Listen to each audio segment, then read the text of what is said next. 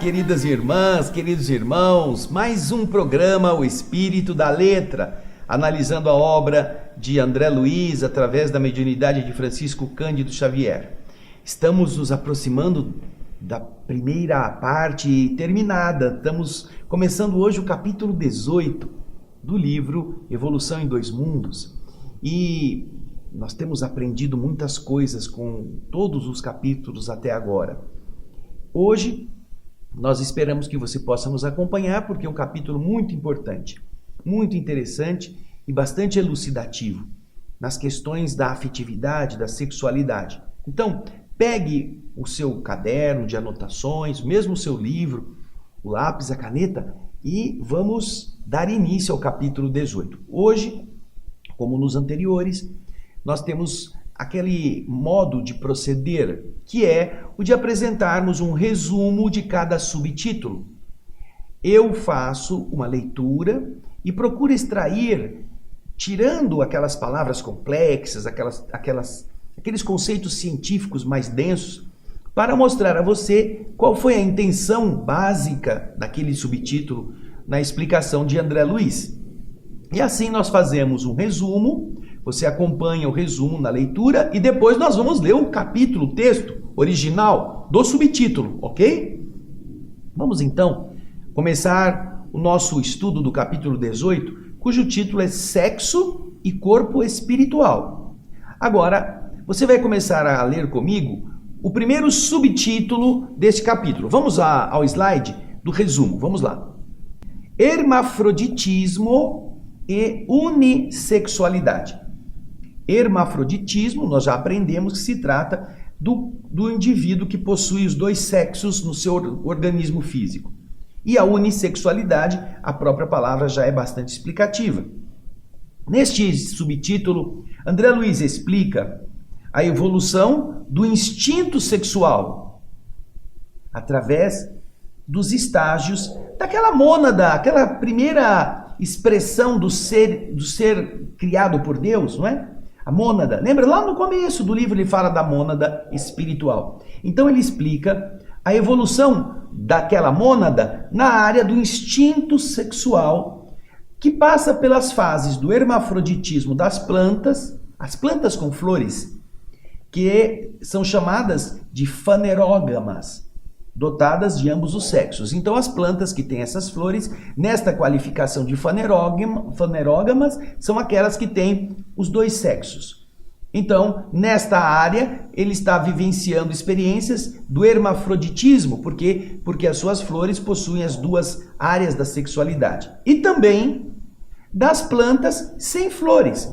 Então a mônada e o ser inteligente que começa a viver suas experiências lá atrás como mônada, vai fazer estágios, seja nas plantas que têm flores, que portanto possuem os dois sexos, ou depois nas plantas sem flores, que são as plantas que são unissexuadas. É preciso haver combinações, como ele vai explicar aí na sequência da leitura. Continua vendo comigo, olha aí. Então, André Luiz explica a evolução do instinto sexual através dos estágios da mônada, nas fases do hermafroditismo, das plantas com flores, as fanerógamas, e das plantas sem flores, criptogâmicas, que são as plantas que não apresentam flores e são unissexuadas, formando gameta masculino e feminino para a reprodução já através dessa troca sexuada. Então, experimentando nesses diversos estágios, diversas formas de reprodução. A chamada reprodução monogônica, que é uma reprodução sem o sexo, através de que processo? Através da divisão, da segmentação, da formação de brotos e da divisão transversal. Todas estas 4 formas são formas de divisão que não envolvem sexo, não envolvem troca de gametas. Então, corta-se o pedaço, faz uma brotação, faz outras estruturas que vão crescer sem depender dessa combinação de gametas. Então, são estágios que a mônada vai fazendo nessa evolução. Aí continua André Luiz nos explicando. Dessa forma, por longo tempo, o instinto sexual se preparou através dos animais inferiores, alternando seu estágio no hermafroditismo e na unissexualidade, para que pudessem se aperfeiçoar as características a fim de migrarem para o ramo dos vertebrados. Então, quando chega no ramo dos vertebrados, ele já terá desenvolvido no seu psiquismo essas duas etapas evolutivas, no hermafroditismo e na unissexualidade. Essa é a parte central do que neste primeiro subtítulo André Luiz nos apresenta. Agora então nós vamos ler o texto. Vamos lá? Você vai ver os slides aí. Capítulo 18, Sexo e Corpo Espiritual. Hermafroditismo e unissexualidade. Diz André Luiz, examinando o instinto sexual em sua complexidade nas linhas variadas, multiformes da vida, convém lembrar que por milênios e milênios o princípio inteligente se demorou no hermafroditismo, que é aquela circunstância de possuir órgãos genitais de ambos os sexos das plantas, como, por exemplo, nos fanerógamos, plantas que se reproduzem por flores e sementes, em cujas flores os estames, que são os órgãos reprodutores masculino e através do pólen, e os pistilos, que são os órgãos reprodutores femininos das plantas, articulam respectivamente elementos masculinos e femininos. Nas plantas criptogâmicas, que são as algas, fungos, as samambaias, que também são classificadas como celulares e vasculares, a mônada ensaiou longamente a reprodução sexuada, através da formação de gametas, anterozoide masculino e a oosfera, que é o gameta feminino, que muito se aproximam às estruturas dos animais e cuja fecundação se efetua por meios semelhantes aos que observamos nos animais também, na composição da oosfera com os anterozoides.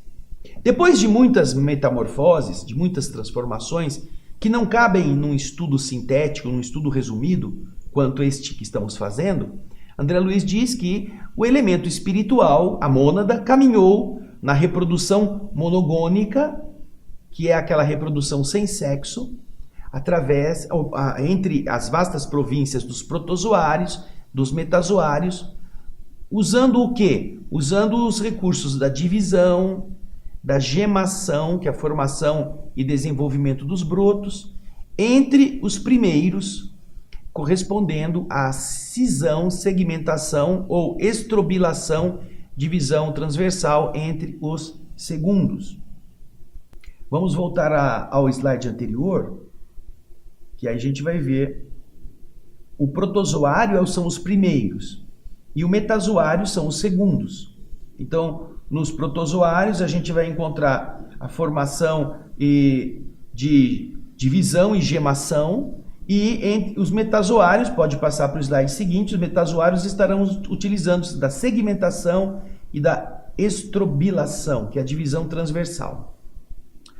Continua André Luiz ainda nesse subtítulo dizendo, olha, longo tempo foi gasto na evolução do instinto sexual em vários tipos de animais inferiores, alternando neles os estágios do hermafroditismo com os da unissexualidade, para que lhe aperfeiçoassem as características na direção dos vertebrados.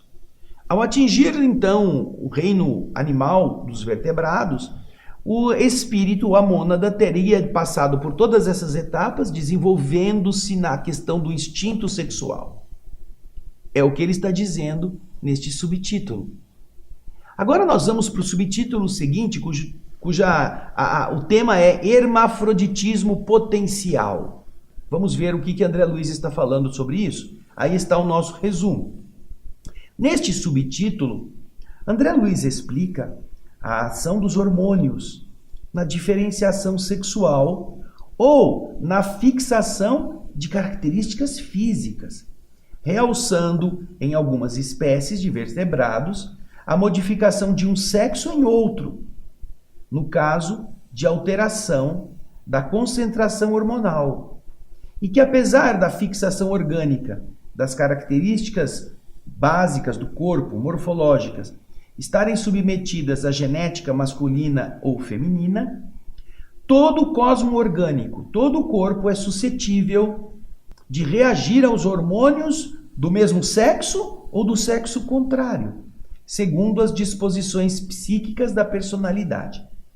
Tais disposições psíquicas da personalidade são ainda mais marcantes no ser humano, em decorrência das complicadas experiências psíquicas já vividas em milhares de reencarnações, nas quais ele esteve ocupando corpos masculinos e corpos femininos. É isto que ele está explicando nesse subtítulo. E o importante aqui é lembrar do seguinte: ele está falando que, além de termos características masculina e feminina, André Luiz explica que existem os hormônios masculinos e hormônios femininos, e que estes hormônios, eles atuam tanto o masculino quanto o feminino nos corpos aonde eles possam estar sendo aplicados. Isso significa que o hormônio masculino pode também estar presente num corpo feminino, enquanto que o hormônio feminino também, em uma medida menor, estará presente no corpo masculino. E que, apesar de serem corpos já definidos sexualmente quando foram modelados, na sua origem, eles ficam suscetíveis a receberem a influência desses hormônios. Por isso que ele chama o subtítulo de hermafroditismo potencial. Dependendo da potência hormonal, o corpo reagirá na sua estrutura natural, já pré-estabelecida, ou ele será atuado por um hormônio oposto, criando características diferentes. Daí o tal hermafroditismo. Os corpos possuem, dentro da sua formação, os dois tipos de hormônio. Hormônio, não estou falando de órgãos, estamos falando de hormônios.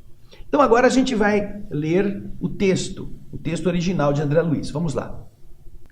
Gradativamente aparecem novos fatores de diferenciação, guardando-se, no entanto, os distintivos essenciais, como podemos identificar ainda agora, no sapo macho adulto, um hermafrodita potencial, apesar dos sinais masculinos com que ele se apresenta, sabendo-se que ele carrega na região de seu testículo, positivamente aumentado, acrescido, fisicamente agregado, um ovário elementar, um ovário primitivo, embrionário, colado, pegado, unido, que é conhecido como corpo de Bieder. Se porventura, numa experiência, extrairmos o testículo do sapo macho, o ovário atrofiado começa a funcionar por atuação da hipófise, a glândula que produz hormônio, conforme experimentos comprovados, convertendo-se num ovário adulto.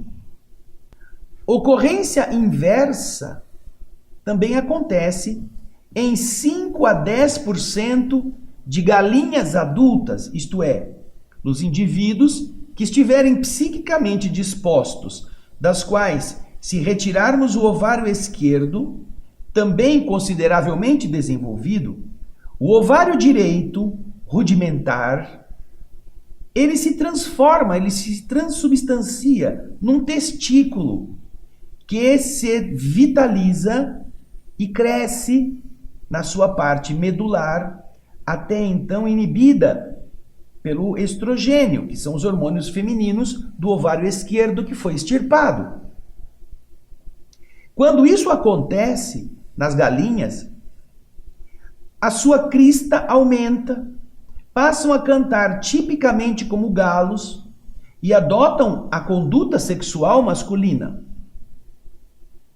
Aí André Luiz explica: registramos esses fatos para demonstrar que entre todos os vertebrados, e muito particularmente no homem, herdeiro das mais complicadas experiências psíquicas, nos domínios da reencarnação, apenas os caracteres morfológicos dos órgãos sexuais estão submetidos aos princípios da genética. Isso porque não é só a figuração das glândulas, a aparência das glândulas sexuais, que se mostra bipotencial até certo ponto, pois todo o cosmo orgânico é suscetível de reagir aos hormônios do mesmo sexo ou do sexo contrário, segundo as disposições psíquicas da personalidade. Observamos com isso que André Luiz está reconhecendo que também no corpo masculino ou feminino do homem, do ser humano, essa peculiaridade existe. Os órgãos dos animais e do ser humano mais ainda, eles são também, eles compõem um todo harmônico e que na área masculina se desenvolve com características próprias e na área feminina também. Porém, em ambos os casos, hormônios masculino e feminino estão atuando. E isso para manter um equilíbrio na estrutura do corpo masculino e do corpo feminino. Porém, podem acontecer algumas alterações hormonais.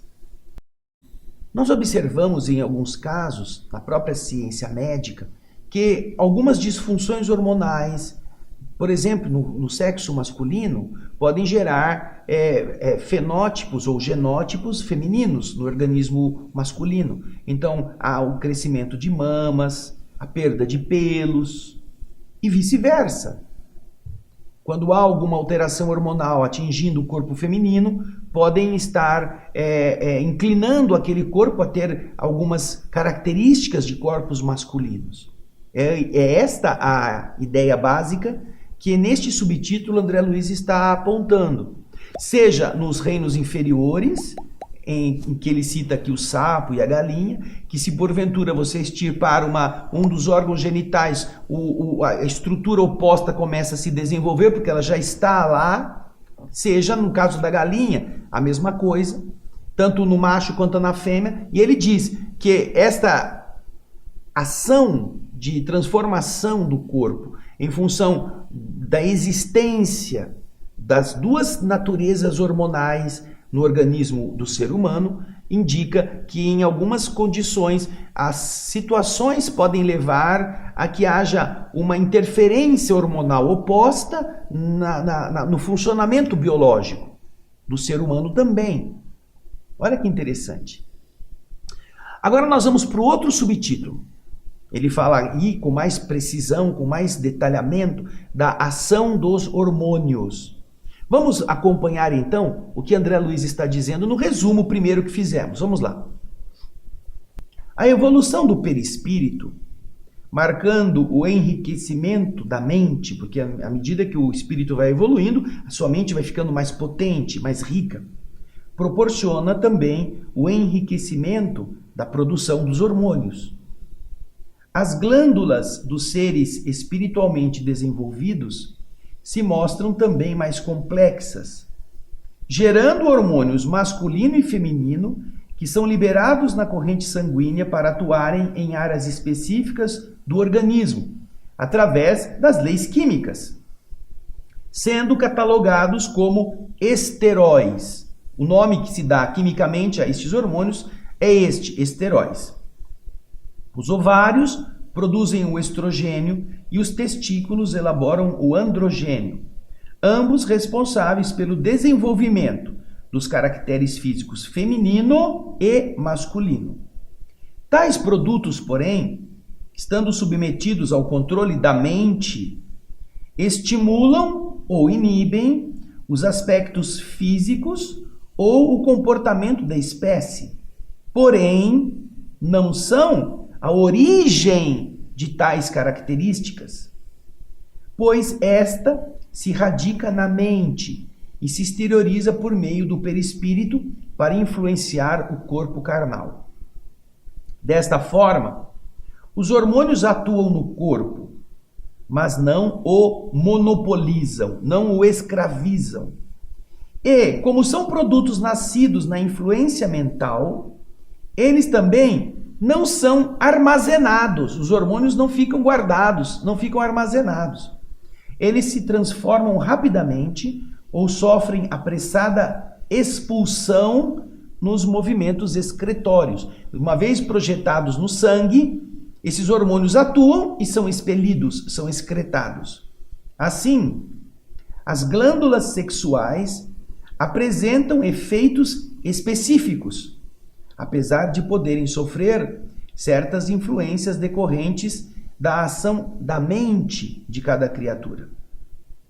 O ovário e os hormônios femininos se responsabilizam pelos distintivos, pelas diferenciações sexuais femininas, mas podem, em alguns casos, se desenvolverem em alguns machos, ocorrendo o mesmo para o testículo e seus hormônios em relação a certas fêmeas.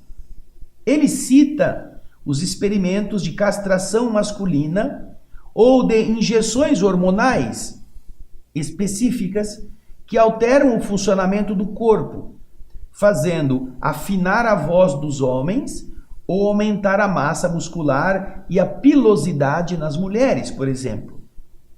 Dessa forma, as circunstâncias, as ocorrências podem afetar o funcionamento padrão de glândulas e hormônios, ressaltando aquilo que o André Luiz qualifica como efeitos heterossexuais ou bissexuais das glândulas ou dos hormônios. Esse é o resumo deste capítulo, deste subtítulo.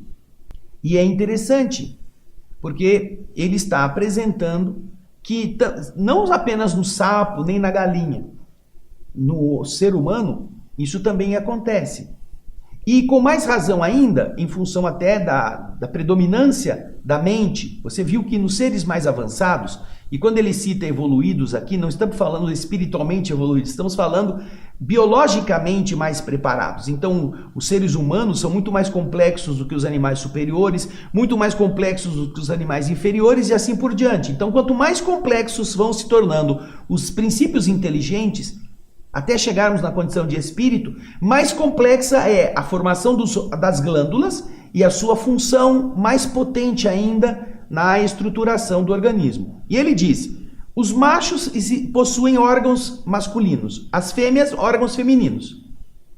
Mas existem hormônios que não são acumuláveis, mas eles são produzidos e injetados para durarem o tempo necessário e depois são expelidos, que podem realçar as características masculinas ou femininas, tanto no homem quanto na mulher. Por exemplo, se porventura são extirpados os testículos, que são os órgãos que produzem as estruturas androgênicas, para manter a mente em um corpo masculino e as reações biológicas correspondentes, o que acontecerá? Nós conhecemos muito na história da música, por exemplo, a ocorrência dos chamados castratis. Os castratis eram homens que cantavam como mulheres, eles tinham voz finíssima. Por quê? Porque eles aceitavam ser castrados, perdendo a produção hormonal masculina que tornava a sua voz mais grossa, e com isso a voz ia ficando cada vez mais parecida com a voz feminina e eles podiam continuar a atuar no teatro, nas óperas, quando só se admitiam homens para fazer papéis femininos. Isso é uma das histórias, não é? Que se constata na evolução da apresentação humana nos palcos, só se admitiam homens até para fazer os papéis femininos. Então, para não perderem essa boquinha de trabalho, alguns se submetiam a isso, ou até mesmo para continuarem a ter aquela voz da adolescência, que é uma voz mais pura, mais cristalina. Alguns homens aceitavam receber esta extirpação para não perderem a voz.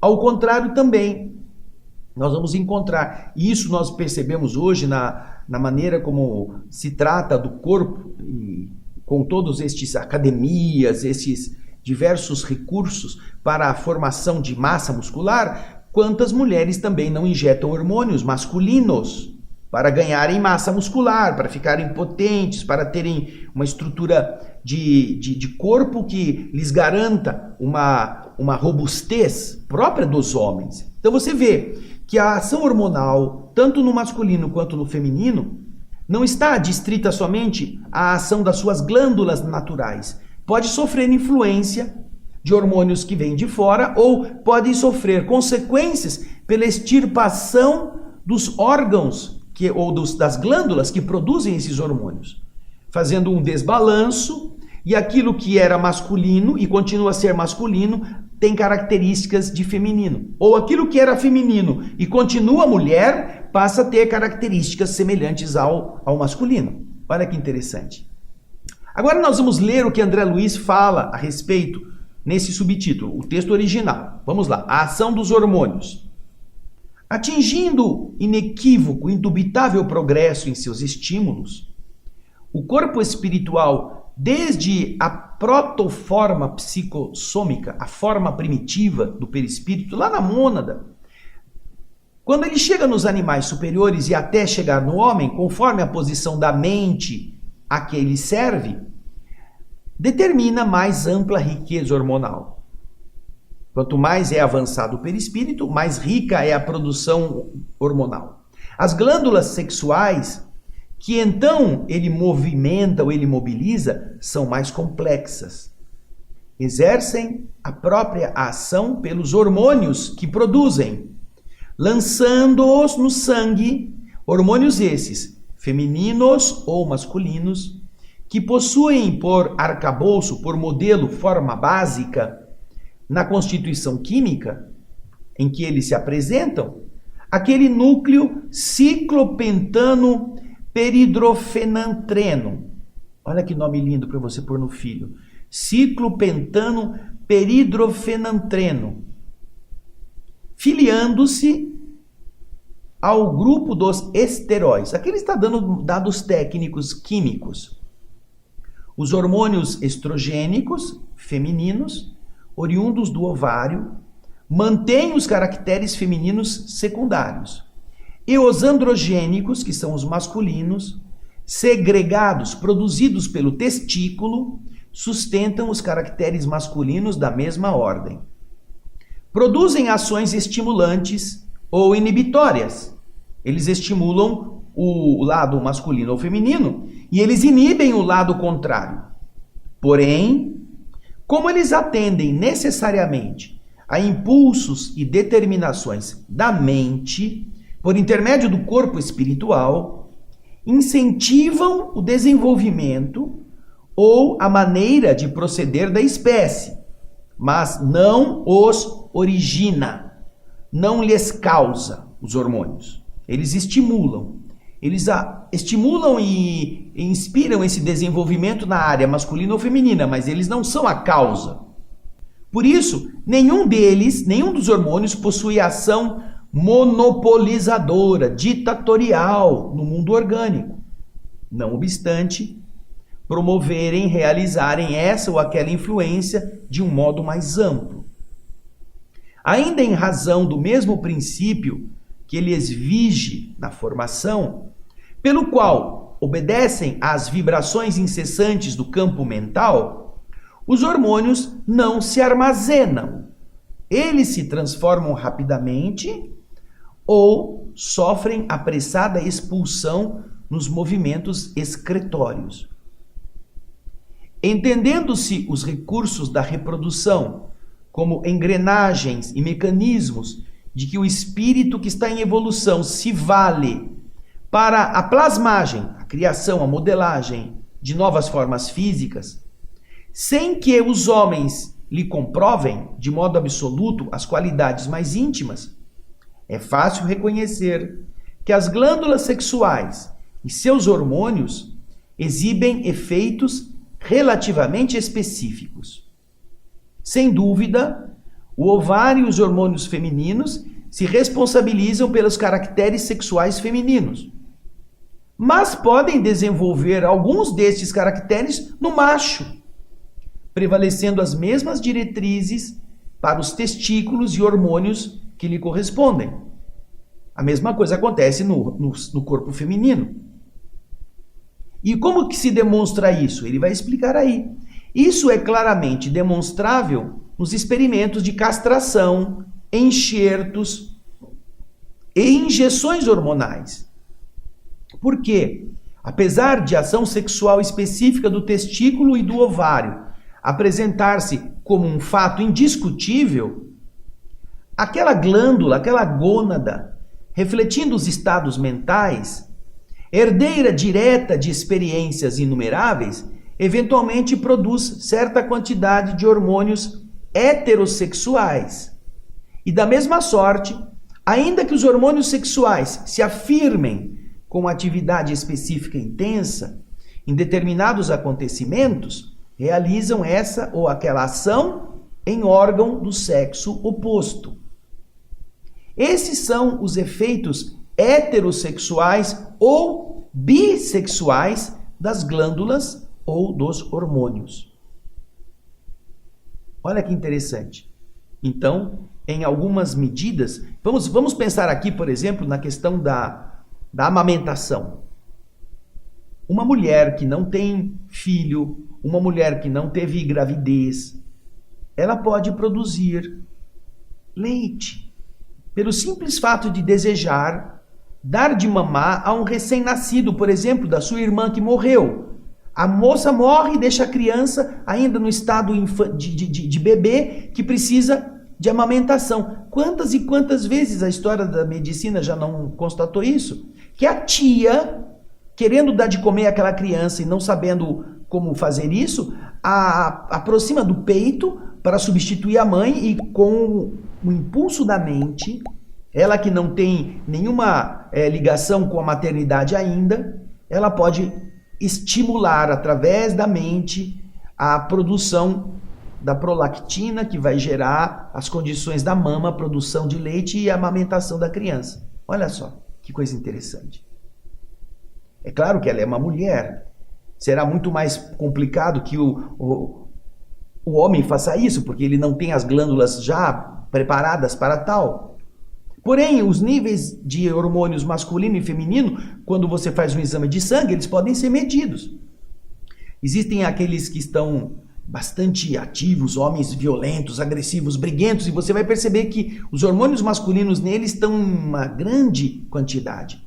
Já os homens menos propensos a intrigas, a brigas, a agressividades, eles são caracterizados por uma taxa hormonal menos elevada na área da ação hormonal masculina.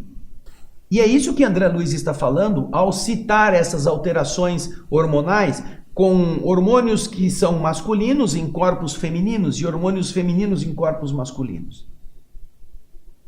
Agora nós vamos para o subtítulo, que vai terminar o nosso programa de hoje, que você vai ver na tela o resumo que nós fizemos. Vamos lá. O subtítulo é esse: Origem do instinto sexual. Tudo aquilo que ele está falando até aqui é uma evolução lá da mônada, né? Então ele está citando as alterações, as adequações, as adaptações. Agora ele vai explicar a origem do instinto sexual. Vamos lá.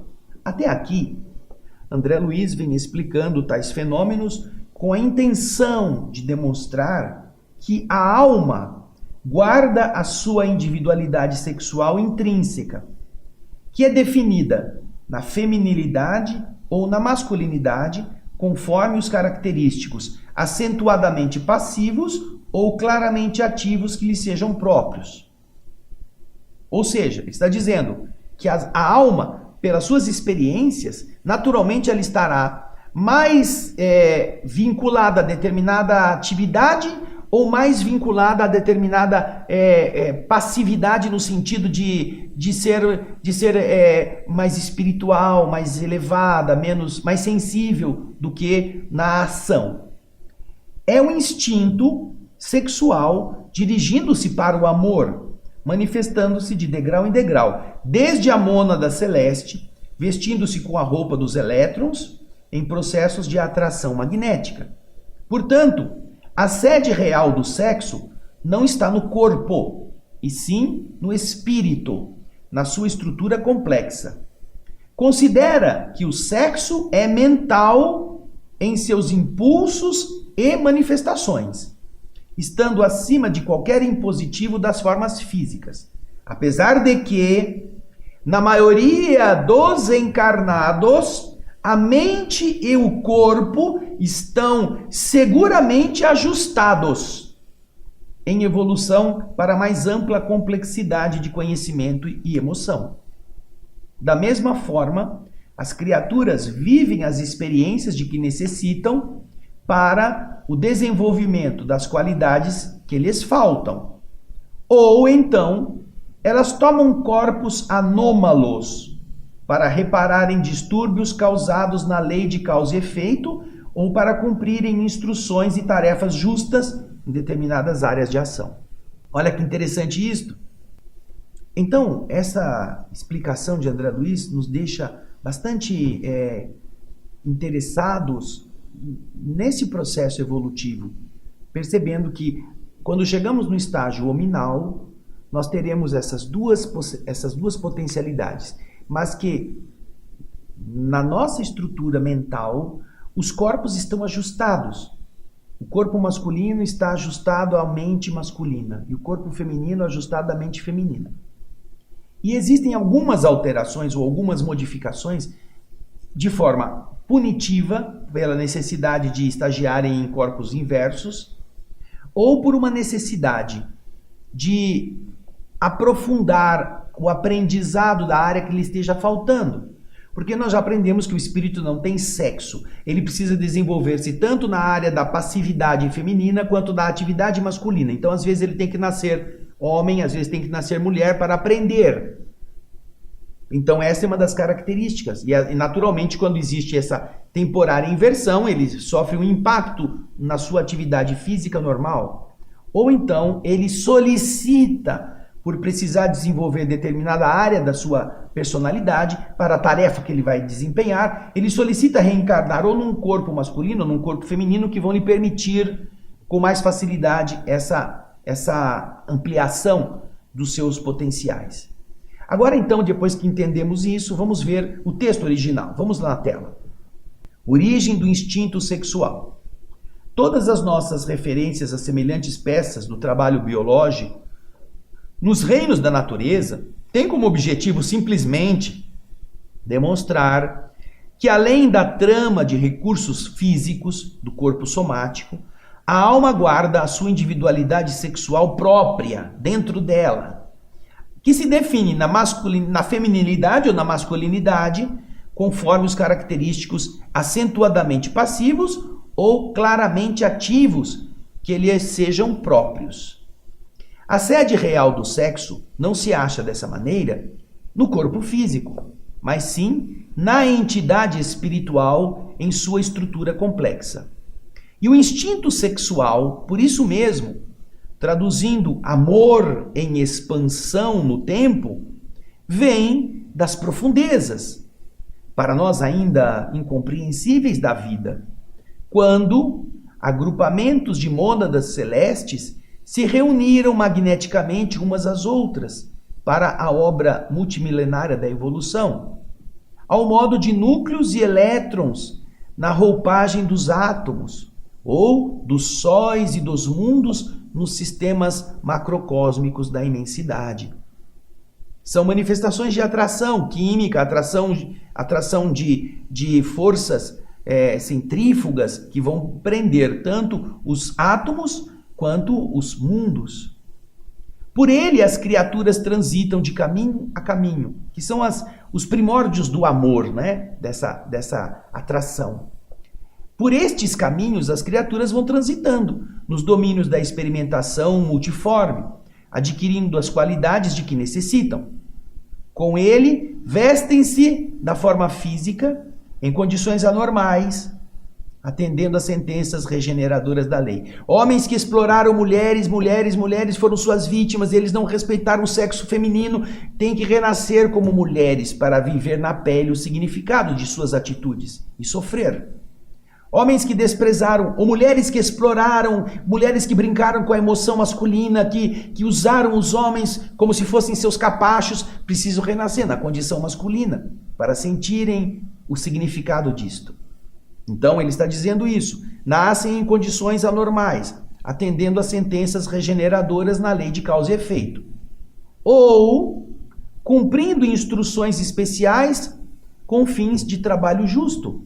Precisam renascer agora para completarem sua evolução na condição feminina ou na condição masculina, para que eles possam ganhar mais qualidades, aquelas que lhes estejam faltando. O sexo é, portanto, mental em seus impulsos e manifestações, transcendendo, indo além, estando acima de quaisquer impositivos da forma em que ele se apresente. Não obstante, reconhecermos que a maioria das consciências encarnadas, a maioria dos seres humanos, estão precisamente, seguramente ajustados a essa sinergia, a essa relação mente e corpo. Eles estão ajustados. O homem tem um espírito masculino e a mulher um espírito feminino, ou uma tendência feminina. Estão ajustados nos seus corpos, que estão em marcha para a mais vasta complexidade de conhecimento e de emoção. Entendemos então, nesta primeira parte, neste primeiro trecho do capítulo 18, que há toda uma evolução marcando a experimentação do instinto sexual nas duas áreas, chegando até o ser humano, que passa a ter essas características ainda mais marcantes para migrarem a partir disto ao sentimento verdadeiro do amor.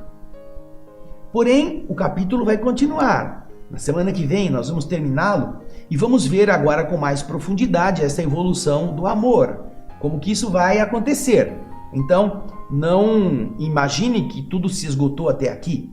Aqui ele está mostrando a evolução, todo o processo inicial até chegarmos onde estamos hoje. E na segunda parte do capítulo 18, André Luiz vai estabelecer este critério, esse fechamento relacionando o instinto sexual com o desenvolvimento do afeto, do amor verdadeiro, tá bom? Mas eu espero você lá, na próxima semana. Muito obrigado pela sua audiência, pelo seu carinho, pela sua atenção, pelo desejo de aprender, porque esse é o nosso intuito, fazer com que a gente não pense que já sabe tudo, mas ao contrário, a gente descubra quantas coisas lindas a gente não sabia e a gente pode saber. O Espírito da Letra fica por aqui. Obrigado pela sua audiência, pelo seu carinho, até o próximo programa e muita paz.